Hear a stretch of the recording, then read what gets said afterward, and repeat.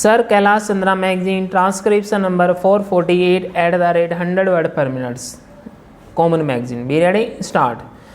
In this connection, I would like to invite the attention of honorable members to a few elements in the situation, that is, the condition which prevailed in the country during this period. They have to an extent influenced the rate of progress and also have been responsible for most of the difficulties or disappointments we have experienced. The first thing is, and that is important, what was the starting point? What was the stage of development reached? India's per capita national income viewed in the international context was among the lowest. There was yet another significant fact.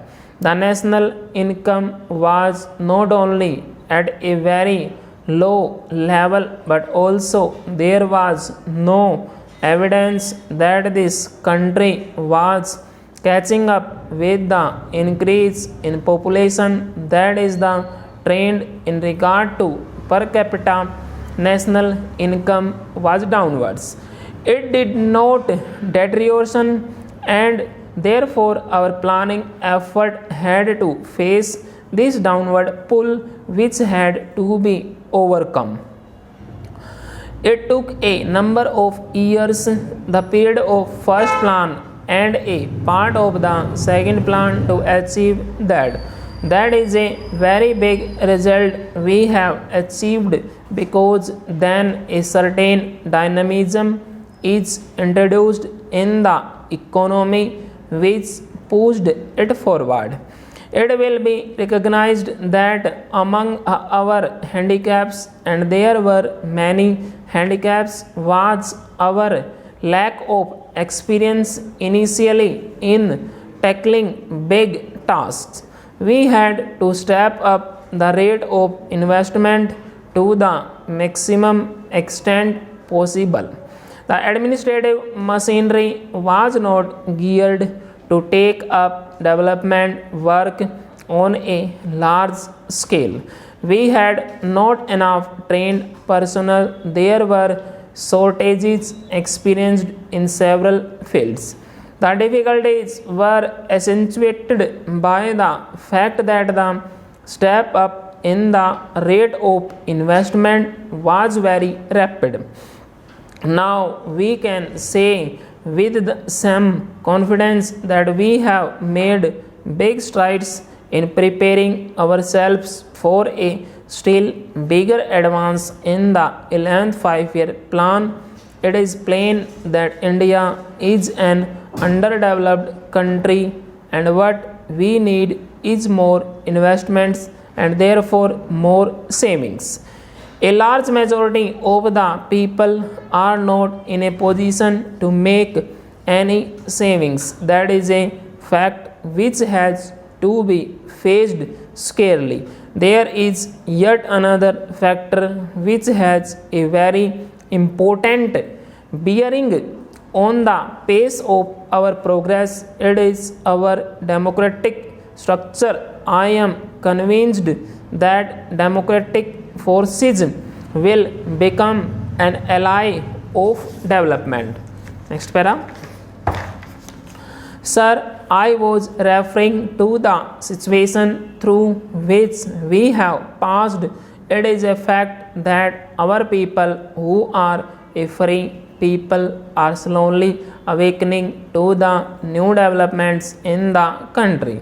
There is new consciousness about their needs and their rights. Therefore, they ask for more and the claims pile up. That is one side.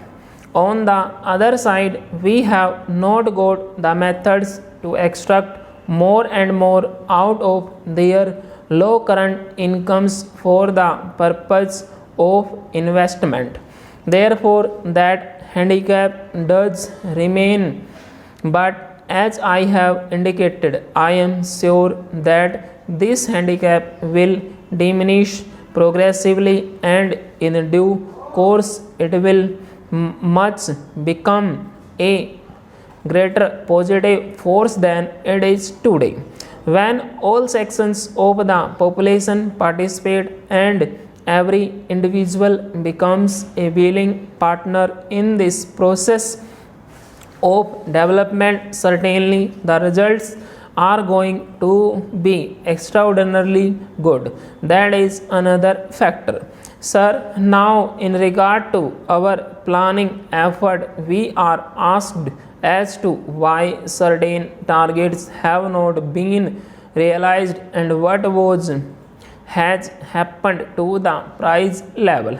It is to be remembered that we are operating in a mixed economy in which the scope and area of state controls and regulations over production and distribution activities are limited to the minimum necessary.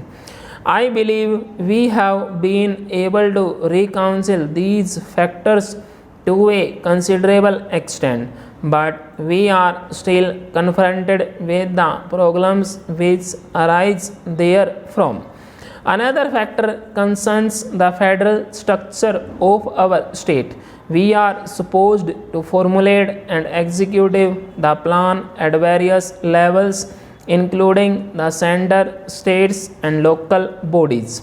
Again, I think it is not a disadvantage, but certainly in the coordination of the various processes of planning and development, certain difficulties do arise.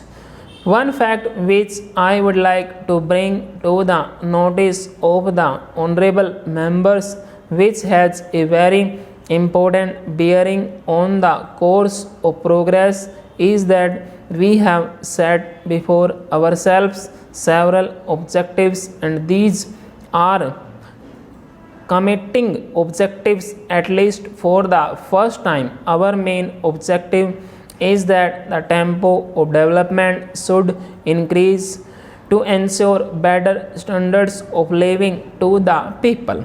This is one objective. Another objective which we have placed before ourselves is that we should be able to maintain a certain rate of growth of the economy.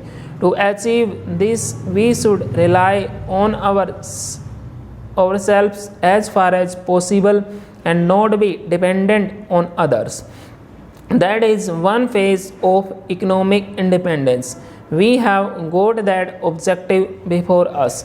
Then there is the third objective which we have set before ourselves, and that is a very important one for any community. Full stop.